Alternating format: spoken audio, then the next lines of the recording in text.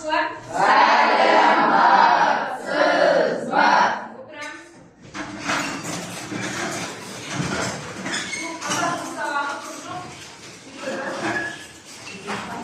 Жоқ. Динара. Ұлан.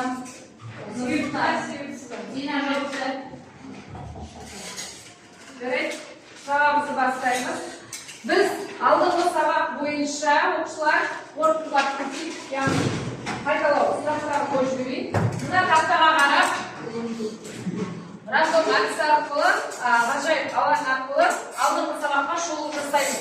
Барлығыңызға көріп тұр ма оқушылар?